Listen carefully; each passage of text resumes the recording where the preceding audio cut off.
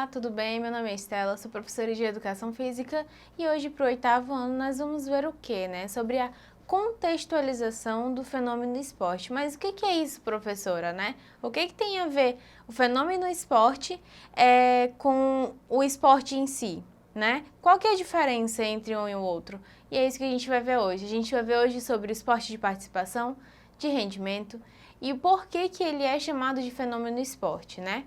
Vamos lá. O esporte ele desempenha um importante papel na formação do homem e da vida em sociedade.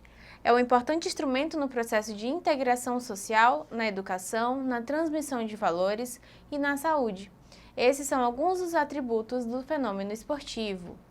E no mundo contemporâneo, o esporte é também um grande negócio que movimenta bastante a economia.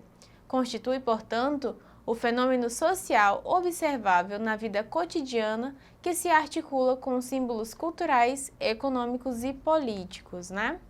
Portanto, o esporte, como fenômeno social, incorpora as várias faces da cultura, tornando-se um elemento que agrega os acontecimentos sociais. E a gente vai refletir um pouquinho sobre ele, né? O esporte é um instrumento de transformação ou de dominação?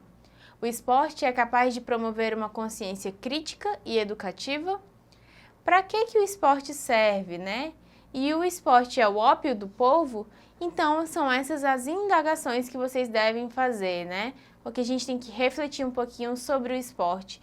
Como a gente viu inicialmente, o esporte ele serve de maneira social, cultural, educacional, econômica. E aí vocês vão entender melhor sobre isso, né? O esporte, ele está vinculado à mídia? Será que com isso a gente é influenciável, né, pelo esporte? Por quê, né? Por que os atletas hoje, eles correm tantos riscos para conseguir uma medalha, né? Então a gente vai ver um pouquinho sobre isso na nossa aula de hoje. Vamos lá. Para contribuir com essas questões relevantes sobre o esporte, vamos conhecer a abrangência desse fenômeno social, enquanto lazer, educação, saúde e trabalho. Vamos lá? O esporte tem sido apontado como promotor de saúde. Entretanto, o mundo atual tem favorecido o sedentarismo e, consequentemente, a obesidade, que tem sido considerada o mal do século. Assim, em combate à obesidade, o esporte promove saúde, além de ser um incentivo às relações sociais, tais como companheirismo e amizade. Na prática do esporte, precisamos ter alguns cuidados, né? A sobrecarga de exercício sem a orientação de um profissional e a especialização motora precoce. Então, quando a gente fala disso, a gente lembra que nós precisamos de uma orientação para a prática esportiva, né? Seja qualquer uma delas, né? Porque você pode se lesionar e comprometer a sua qualidade física, emocional, motora a curto ou longo prazo, né? E a gente tem a especialização motora precoce. O que isso quer dizer, né? Quando a gente pula etapas da nossa vida para que a gente tenha um objetivo mais rápido, né? Alcançado mais rápido. Sendo que isso não é necessário, não é saudável. Que a gente tem sim que passar por cada etapa para que a gente seja um profissional melhor, né? Já que se você queira seguir essa profissão de esportista, né? Seja qualquer modalidade. E a gente vai ver um pouquinho sobre o esporte enquanto lazer ou esporte participativo, né? A junção de termos abrangentes, lazer e esporte, estabelece um outro sentido para o esporte. Nós temos as características: realizar atividades físicas sem a pretensão de superar índices individuais para apenas sentir-se integrado ao meio ambiente, despojar-se de comparações atléticas e sentir-se satisfeito pela convivência com as pessoas. O que vemos é um esporte renascendo para a mudança de valores talvez mais próximos do que do Mazedy, né, que chamava o esporte participativo ou esporte de lazer. Busca transformar as práticas esportivas no tempo livre em entretenimento, diversão, participação, bem-estar e qualidade de vida. Outro aspecto importante do esporte de lazer é a preocupação com os grupos minoritários, como o desenvolvimento da atividade física para as pessoas da terceira idade e com necessidades especiais. O esporte de lazer promove a participação de todos os setores e se preocupa com a acessibilidade e inclusão. Lembre-se de que o esporte de lazer não precisa de estágio, locais fechados ou mesmo de equipamentos de última geração que só os iniciados conseguem utilizar. O esporte de lazer exige equipamentos amplos que possam ser aproveitados por diversas faixas etárias, tipos de pessoas e jogos. Os equipamentos devem atender às amplas necessidades, não ficando presos a uma modalidade, né? Então, o que a gente pode entender sobre esses esportes de lazer ou participativo, né? Que esses esportes, eles são praticados por qualquer pessoa, de qualquer idade, de qualquer raça, de qualquer classe social. Então, a gente entende que o esporte de lazer, ele não tem aquelas regras fixas, não tem aquela exigência que o profissional recebe, né? Então, o esporte de lazer, ele disse aí que ele abrange aos grupos minoritários, né? Também, que seria a terceira idade e as pessoas com necessidades especiais, né?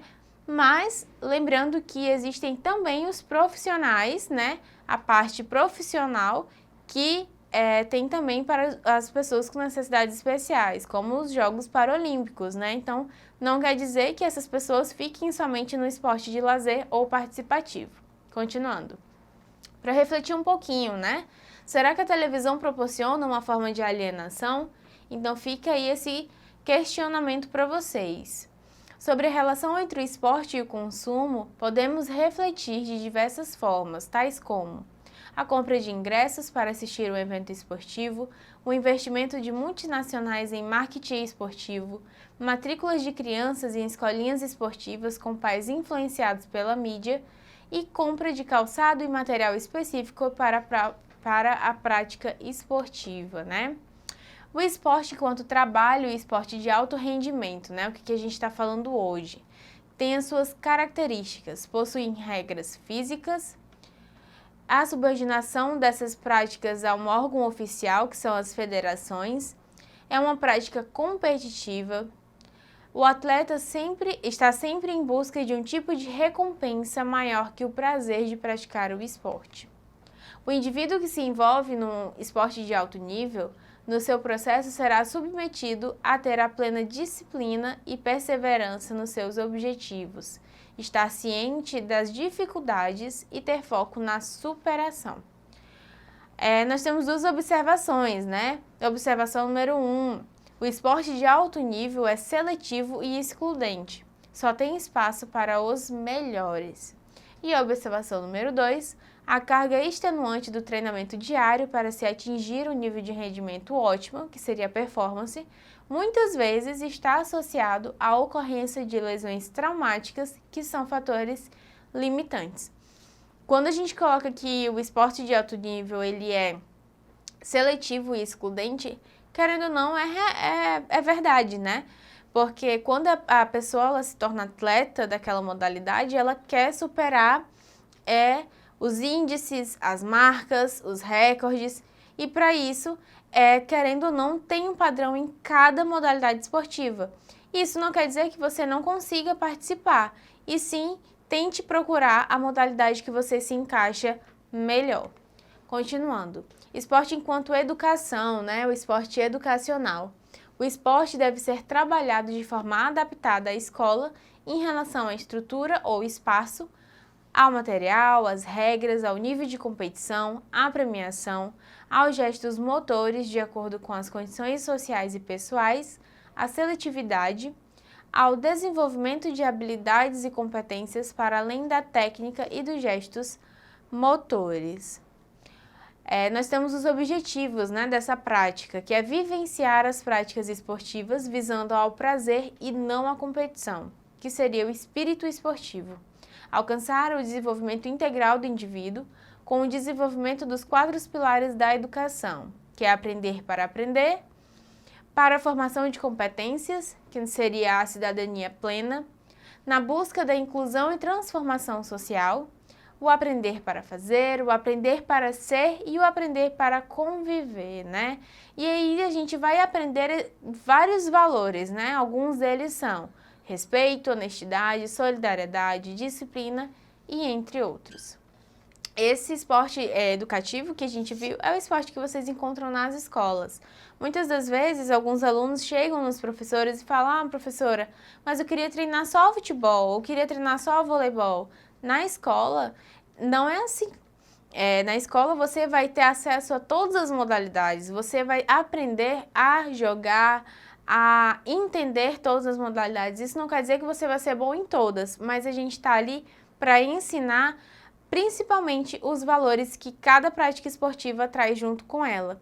E no caso da especialização esportiva, nós temos as escolinhas, que é fora da escola, né? Então a gente vê essa iniciação na escola para a gente ver o que a gente gosta, que a gente tem uma afeição melhor, que a gente tem um índice bom dentro daquela modalidade, para depois a gente aperfeiçoar. E a gente vai exercitar um pouquinho agora, vamos lá.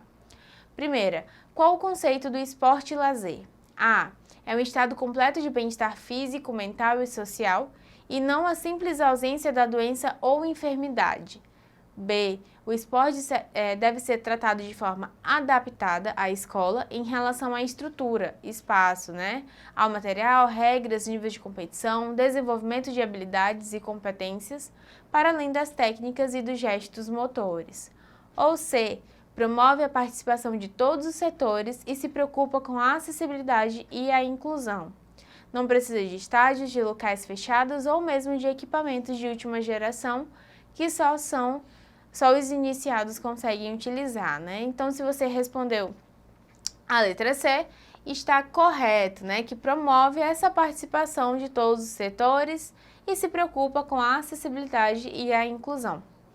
E a gente tem uma reflexão para fazer e algumas perguntinhas para vocês responderem em casa, Iniciar um debate acerca dos esportes, fazendo os seguintes questionamentos. De quais esportes você mais gosta? Com quais formas de esporte podemos interagir? E como o esporte pode influenciar as nossas vidas, Então, vocês vão ficar com esse debate que vocês vão iniciar na casa de vocês, anotar no caderno e mandar para o seu professor. Não esqueça de acessar a plataforma Eduque para vocês terem acesso a todos os nossos materiais e poder estudar melhor em casa e tirar suas dúvidas, tá bom? Até a próxima aula!